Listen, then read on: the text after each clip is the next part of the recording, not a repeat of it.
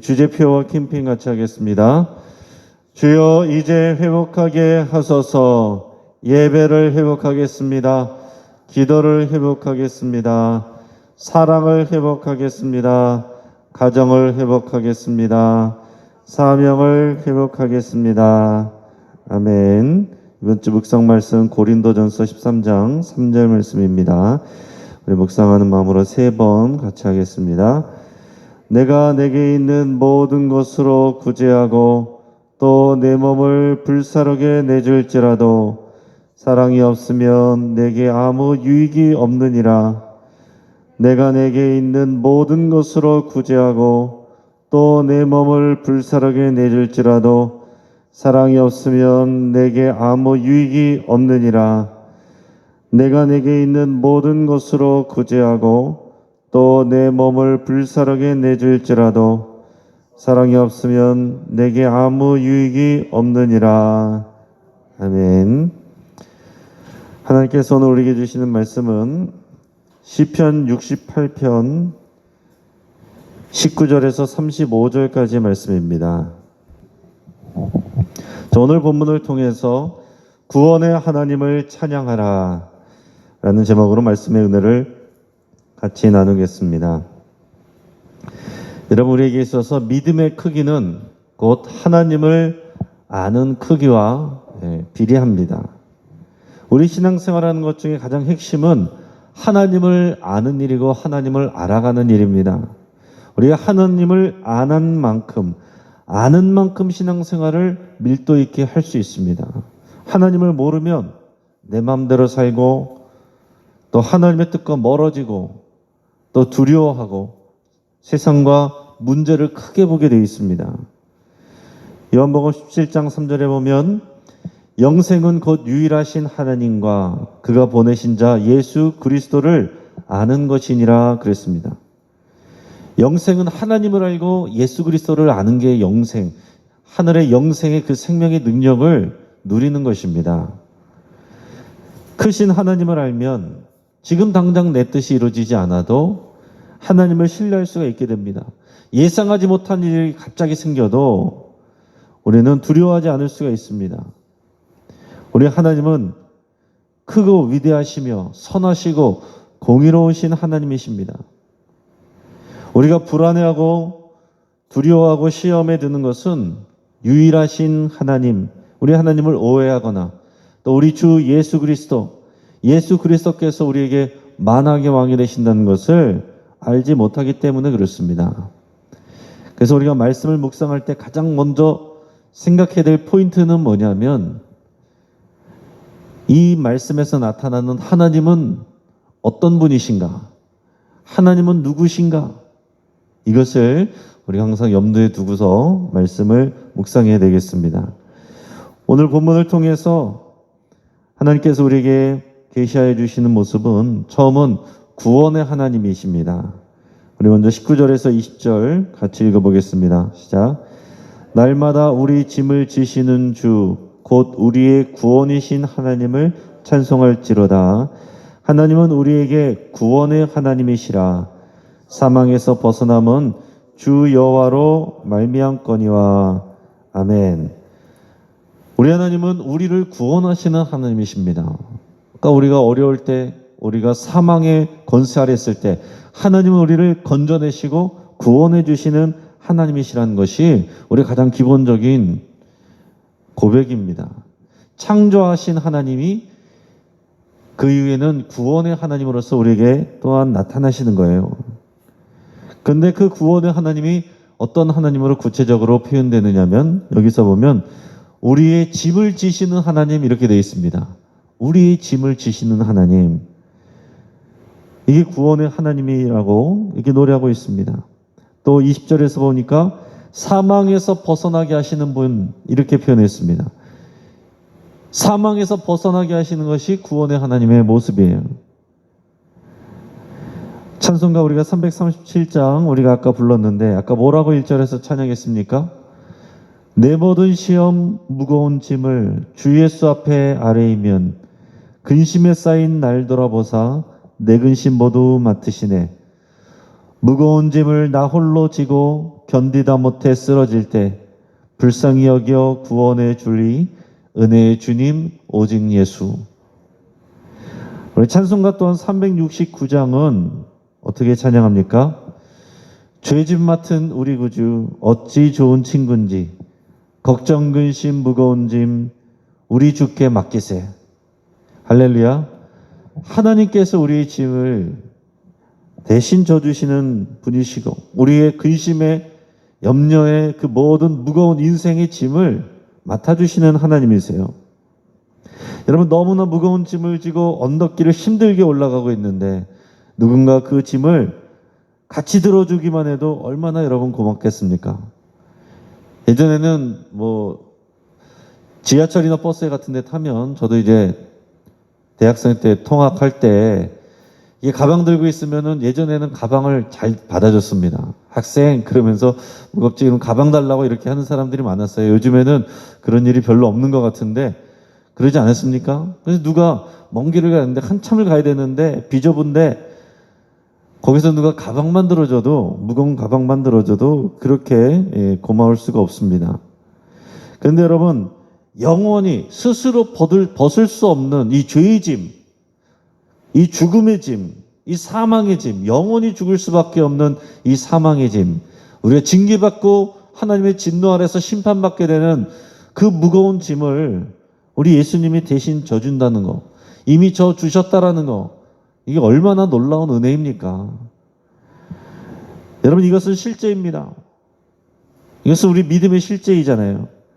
십자가를 보면서 우리는 죽음 당하신 예수님, 아이고 많이 아프셨겠네, 이렇게 생각할 사람들이 아닙니다. 저 십자가는 내가 죽었어야 되는 십자가인데 그 짐을 우리 주님이 대신 지셨구나. 이 고백이 우리 안에 있어야 되는 거예요. 이 십자가에서 못 박혀 죽었어야 될, 함께 죽어있는 나를 봐야 된다라는 것입니다. 조금 부담스러운 짐을 대신 져주시는 게 아니에요. 수치와 고통 속에 죽어야 되는 나의 사망의 짐을 주님이 지신 것입니다. 하나님께서 이 무거운 짐을 예수 그리스도에게 대신 지게 하신 거예요. 이게 우리가 우리 이성으로 이해할 수 없는 놀라운 하나님의 은혜이고 사랑입니다. 여러분, 이것이 옛날에 오래전 옛날 얘기가 아니라 지금 우리의 현재의 고백이 되어야 되고 현재의 여러분 우리에게 감동이 고백이 되어야 됩니다. 그래야 우리의 신앙이 넘어지지 않고 성숙해질 수가 있는 거예요. 하나님이 우리 짐을 지시는 주님이라고 다윗이 이렇게 고백하는 것을 보면 참 놀랍다 이렇게 생각이 듭니다. 다윗은 자신의 인생의 짐, 여러 가지 어려운 짐을 지어주시는 하나님, 나를 죽음의 어려움에서 건져주시는 하나님 정도로 생각하고 고백을 하는 것인데 우리는 어떻습니까? 우리는 정말 영원한 사망의 그 사망에서 우리를 건져내셔서 우리를 영생을 주신 그 하나님을 우리는 누리고 살아가는 것입니다. 그 하나님에게 더 나가서 우리 인생의 짐, 죄의 짐을 벗어서 우리가 주님께 드려야 되는 거예요. 그래서 우리가 해야 될 일은 뭐냐면은 나의 일, 나의 인생의 일, 이것을 내가 지고 가는 것이 아니라 내가 해결하는 것이 아니라 하나님께 맡겨드리는 것이 우리의 할 일입니다. 가장 어리석은 사람이 하나님 안 그래도 힘드신데 뭘 나까지 이러면서 자기의 짐을 자기가 다 지고 가려는 사람들이 있어요. 가장 미련한 사람인 것입니다. 하나님께 내어 맡기는 것이 그것이 신앙의 모습인 거예요. 여러분, 목사에게도 마찬가지입니다. 목사님이 힘드실 텐데 뭘 나까지 이렇게 힘들게 하면 되겠는가?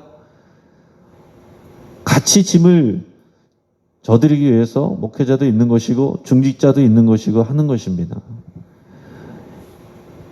우리가 같이 그 무거운 짐을 조금만 들어준다고 생각만 하면 예수님께서 이미 우리의 짐을 맡아주시기 때문에 우리는 그 믿음으로 함께 가는 것이죠. 우리 더 나가서 우리 하나님은 심판하시는 하나님이다라는 것을 우리에게 보여주고 있습니다. 우리 21절에서 23절 같이 읽겠습니다. 그의 원수들의 머리 곧 죄를 짓고 다니는 자의 정수리는 하나님이 쳐서 깨뜨리시려다. 주께서 말씀하시기를 내가 그들을 바산에서 돌아오게 하며 바다 깊은 곳에서 도로 나오게 하고 내가 그들을 심히 치고 그들의 피에 내 발을 잠그게 하며 내 집에 개의 혀로 내 원수들에게서 제 분깃을 얻게 하리라 하시도다. 아멘. 자, 우리를 구원하시는 하나님은 동시에 우리의 원수들을 심판하시는 하나님이십니다. 여러분이 이 사실을 동시에 알고 계셔야 됩니다. 원수들을 심판하시는 것이 곧 우리를 구원하시는 거예요.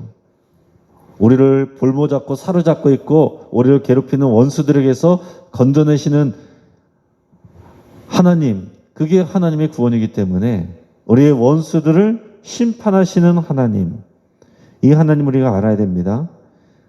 우리의 궁극적인 원수는 사탄과 그 귀신들입니다. 그러나 우리 삶에서 실제적으로는 하나님께서 뭐라고 말씀하시냐면 죄를 짓고 다니는 자라고 그랬어요. 죄를 짓고 다니는 자. 여러분 잘 생각하셔야 됩니다. 우리도 죄를 짓고 지금 우리가 살아가지만은, 그래서 우리는 날마다 주님 앞에 믿음으로 고백하고 예수 그리스도께서 우리의 죄의 짐을 맡아주신 것을 고백하는 사람들이기 때문에 살아가는 것입니다. 근데 하나님께서는 죄를 짓고 다니는 자들이 이 원수들이라고 하고 말씀하시고 그들을 심판하신다고 그랬습니다.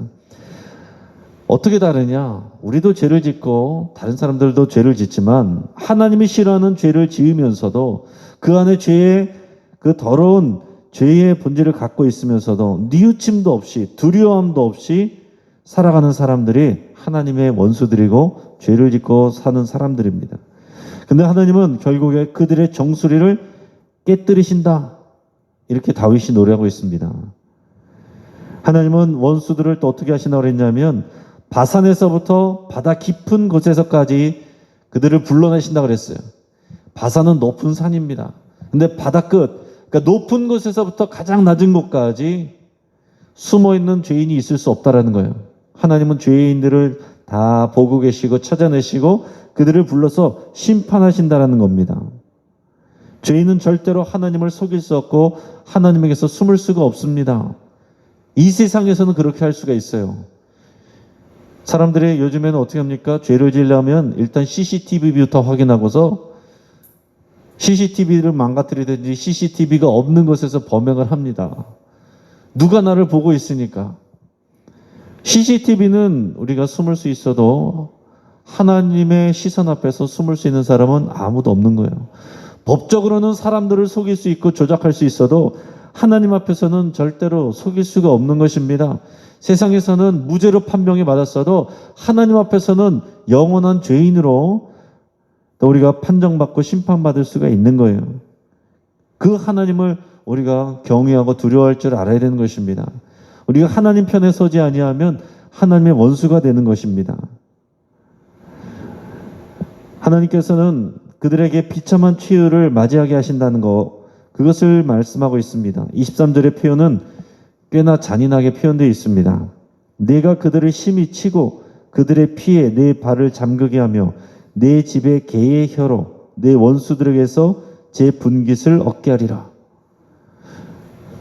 이런 굉장히 좀 잔인한 묘사 아닙니까? 그런데 역사적으로 그런 실화가 이미 있습니다. 북이스라엘의 대표적인 악한 왕과 왕비가 누구냐면 아합 왕과 이세벨 왕비입니다. 근데 그들의 결과가 어땠느냐? 아합 왕은 전쟁에서 죽게 됩니다. 피를 흘리고 죽었는데 성경에 보면 그 아합 왕의 피를 개가 핥았다 이렇게 기록하고 있어요. 또 그 안에 이세벨은 우상 숭배를 나라 온 땅에다가 퍼뜨린 그런 장본인입니다. 근데 이세벨이 이제 혁명을 일으킨 예후라는 사람이 찾아왔는데 이세벨이 그때 성위에서 화장하고 있었어요. 그 혁명을 일으킨 예후가 다른 사람들에게, 그 옆에 있는 사람들에게 저 여자를 집어서 던지라 그랬는데 상황 파악을 하고서 옆에 있는 사람들이 그 성중 높은 곳에서 창밖으로 이 이세벨을 집어 던집니다. 그래서 이세벨이 떨어져 죽었습니다. 근데 성경에 뭐라고 기록하고 있냐면 나중에 시체를 찾으려고 했지만 개들이 살을 다 먹어서 두골과 발과 손 외에는 찾지 못했다 이렇게 기록하고 있습니다. 여러분, 하나님의 심판은 추상적인 것이 아니고 실제적이고 역사적입니다. 그리고 이것이 마지막 때에 일어날 영원한 하나님의 심판과 영원한 죽음의 그런 상징적인 모습입니다. 마지막으로 우리 하나님은 구원의 하나님으로서 우리에게 힘과 능력을 주시는 하나님이십니다. 우리 32절에서 35절까지 말씀을 읽겠습니다. 시작. 땅의 왕국들아 하나님께 노래하고 주께 찬송할지어다. 옛적 하늘들의 하늘을 타신 자에게 찬송하라. 주께서 그 소리를 내시니 웅장한 소리로다. 너희는 하나님께 능력을 돌릴지어다. 그의 위엄이 이스라엘 위에 있고 그의 능력이 구름 속에 있도다. 하나님이여 위엄을 성소에서 나타내시나이다. 이스라엘의 하나님은 그의 백성에게 힘과 능력을 주시나니 하나님을 찬송할지어다. 아멘. 자, 우리가 읽진 않았지만 이 앞에 24절에서 27절까지는 하나님이 왕의 성소로 행차하시는 그런 모습을 묘사하고 있습니다. 하나님께서 왕으로서 하나님의 성소에 행차하시는 모습, 행군하시는 모습. 뭘 생각하면서 그런 표현을 하고 있냐면 그 다윗이 그 이전에 빼앗겼던 블레셋에게 빼앗겼던 그 다윗을 사울왕 때 빼앗겼던 그 법궤를 다시 찾아서 다윗성으로 가져오는 모습을 생각하면서 노래하고 있습니다. 그 모습을 생각하면서 하나님께서 왕으로서 하나님의 집으로 성소로 행차하시는 그런 모습으로 연상하면서 노래하고 있는 거예요.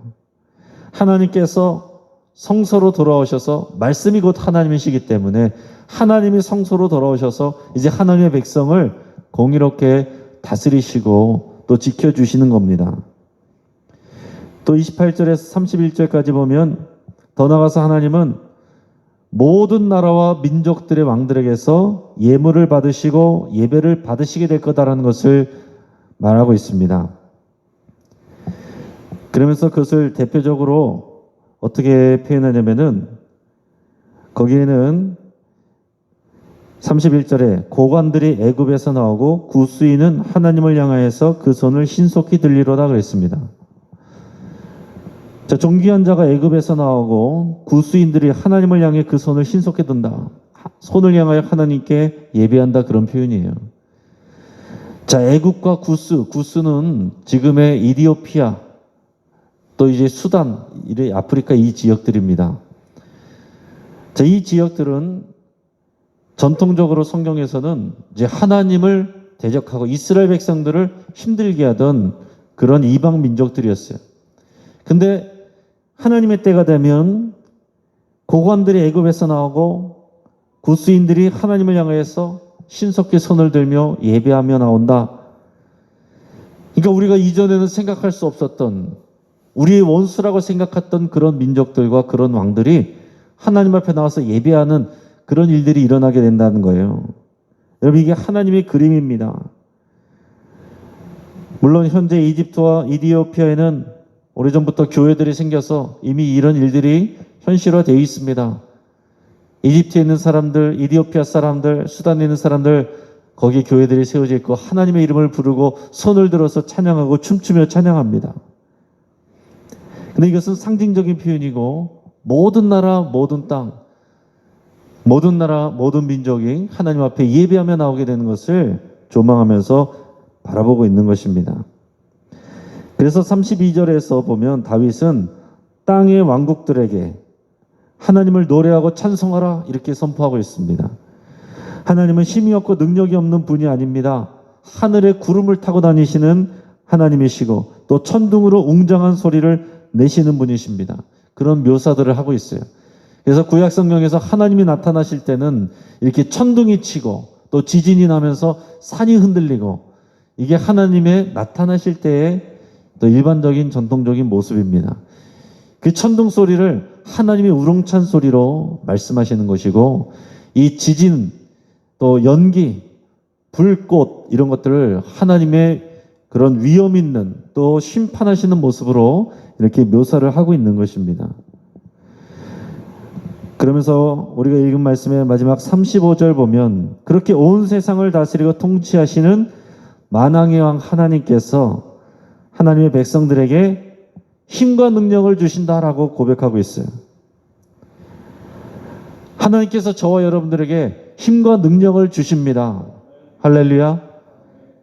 이것이 우리의 믿음의 고백이어야 될 줄을 믿습니다. 여러분, 내 뜻과 기도가 빨리 이루어지지 않을 때 사람들은 하나님의 능력을 의심하든지 하나님의 사랑을 의심합니다. 하나님이 하시는 일이 하실 수 없는 게 아닐까? 아무리 기도해봤자 이루어지지 않는다. 아니면 하나님은 나를 싫어하실 거야. 내가 하나님 앞에 온전히 서지 못하니까 하나님이 나를 사랑하시지 않는 게 틀림없어. 사람들은 이 둘 중에 하나를 오해해요. 내 기도가 잘 이루어지지 않을 때 하나님의 능력을 의심하든지 하나님의 사랑을 의심합니다. 그러나 우리 하나님은 어떤 하나님이란 것을 고백한다고요? 힘과 능력을 주시는 하나님이십니다. 온 세상을 다스리는 그 하나님이 우리의 왕이 되시고 우리의 아버지가 되셔서 우리에게 힘과 능력을 바로 오늘 우리에게 주시는 하나님이세요. 이게 우리 오늘의 현재의 고백이 될 수 있기를 축복합니다. 우리는 매일매일 이 고백을 하면서 살아가는 것입니다. 우리가 예수님을 믿게 된 것도 하나님의 은혜고, 또 흔들림 없이 계속해서 그 생명의 길을 갈 수 있게 하시는 것도 하나님의 은혜예요. 하나님의 은혜로 구원하셔놓고 나머지는 우리의 의로, 우리 힘으로 그것을 완성해 가는 거, 그럼 우리가 누가 그 구원의 완성을 이룰 수 있겠습니까? 우리는 매일 흔들리고 매일 넘어지고, 또 우리는 또 죄를 짓고 돌아다니지만 하나님께서 우리를, 회개하는 우리를 구원하시고 또 용서해 주시고, 더 나아가서 다시 그 말씀을 지켜 행할 수 있는 힘과 능력을 부어주십니다. 자, 이제 말씀을 정리합니다. 우리는 하나님을 아는 만큼 신뢰할 수 있습니다. 예수님을 아는 만큼 신앙생활의 풍성함을 누릴 수 있습니다. 지금 내가 알고 있는 정도, 그것을 넘어서서 성경 속에서 계속해서 우리 하나님이 어떤 분이신가, 나에게 이 하나님이 어떤 분이신가, 이 말씀을 통해 계속해서 하나님을 더 알아가시를 축복합니다. 또한 우리를 구원하신 하나님은 우리의 죄의 짐과 삶의 모든 무거운 짐을 져주시는 하나님이라고 그랬습니다. 하나님께서 이 짐을 져주신다고 우리가 고백한다는 말은, 우리가 나의 짐을 하나님께 맡기는 자, 그것이 우리의 신앙이라고 고백하게 되는 겁니다. 내 힘으로 끝까지 짐을 지고 가려는 자, 내가 하려고 하고, 내가 책임지려고 하고, 내가 이루려고 하고, 내 이름을 드러내려고 하고, 그럼 이거 신앙의 반대편으로 가는 것입니다. 모든 순간에 우리 하나님 앞에 겸손하게 손들고 무릎으로 나가서 이 모든 짐을 하나님께 맡깁니다. 하나님께서 책임져 주십시오. 이 모든 결과를 내가 할 수 없사오니 하나님이 맡아 주십시오. 이게 우리의 고백인 거예요. 저도 목회 제 힘으로 할 수 없습니다. 하나님께 매일 맡기는 거예요. 하나님이 책임져 주시옵소서. 또 내가 할 수 있는 일을 할 수 있는 힘과 능력을 주옵소서. 이게 저의 고백이고, 또 여러분들은 여러분들의 일들에 대해서 그렇게 고백하시는 거죠. 마지막으로 악인을 심판하시는 하나님이신데, 하나님의 백성에게는 힘과 능력을 주십니다. 오늘을 살아갈 수 있는 힘과 능력을 주시는 우리 하나님, 그 하나님을 신뢰하고 또 간구하며 오늘 하나님이 주시는 힘과 능력으로 승리하는 저와 여러분 되시기를 주의 이름으로 축복합니다. 같이 기도하겠습니다. 우리 말씀을 붙잡고 함께 기도할 때 하나님 아버지를, 또 예수 그리스도를, 그리고 성령 하나님을 더 알아가기를 소망하며 여러분 기도할 수 있길 바랍니다. 우리의 죄와 삶의 무거운 짐을 주님께 맡긴다고 그렇게 여러분 기도할 수 있길 바랍니다. 또한 오늘 주의 말씀에 순종하여 살아갈 수 있는 힘과 능력을 주시기를 위해서 함께 기도하겠습니다. 본당 리모델링 공사가 거의 진행이 되고 오늘부터 새로운 장의자가 들어옵니다. 건물만이 아니라 우리 심령이 새로워지기를 위해서 함께 기도하겠습니다. 또 토요일 오전 10시 30분에 함께 교회를 깨끗이 청소하고 우리의 심령도 깨끗해지기를 위해서 함께 기도하겠습니다. 여러분 기억하시고 토요일 오전 10시 반에 또 시간 되시고 마음 되시는 분들은 함께 나오셔서 교회를 깨끗이 청소하는 일에 우리 함께 할 수 있기를 바랍니다. 또 오늘 수요 예배를 위해서 기도하시고 우리 하나님을 더 깊이 알아가는 시간 될 수 있도록 위해서 기도하겠습니다. 우리 환우들을 위해서 기도합니다. 이유성 권사님 무릎 수술 후에 회복 중에 있는데 위해서 기도해 주시고, 또 구현인 권사님 또 항암 치료 6차까지 받으시고 또 이제 그 결과를 기다리고 있습니다. 하나님께서 좋은 결과를 허락하여 주시도록 위해서 기도해 주시고, 방인숙 권사님 재활 치료와 염증 치료 중에 있습니다. 모든 염증 수치들이 정상으로 돌아갈 수 있도록 그 몸이 더 부드러워질 수 있도록 위해서 같이 기도하겠습니다. 그 외에 우리 김삼남 성도님, 황복희 권사님, 이상돈 집사님, 또 박태호 집사님, 김명숙 집사님, 이순희 권사님, 또 홍명표 집사님 기도해 주시고, 홍명표 집사님 또 뇌기능에 대해서 병원에 입원하셔서 지금 검사 중에 있습니다. 하나님께서 또 검사 결과 정확하게 나와서 잘 치료받을 수 있도록 위해서 같이 기도해 주시기 바랍니다. 권태여 집사님 오늘 또 신장 기능 검사 결과를 받습니다. 여러분 위해서 간절히 기도해 주시고, 우리가 더 안 좋아지면 신장 투석을 다시 또 받아야 되는데 하나님께서 은혜 주시고 지켜주시도록 위해서 같이 기도하겠습니다. 또 김간호 집사님, 양승목 집사님, 또 강은혜 성도님 위해서 기도해 주시고, 우리 박범진, 김동호, 김봉 청년 위해서 함께 기도하겠습니다. 또 우리 박범진 청년 또 다친 손 거기 수술을 했고 이제 또 거기에 의술을 또 부착하는 그런 수술도 또 준비하고 있습니다.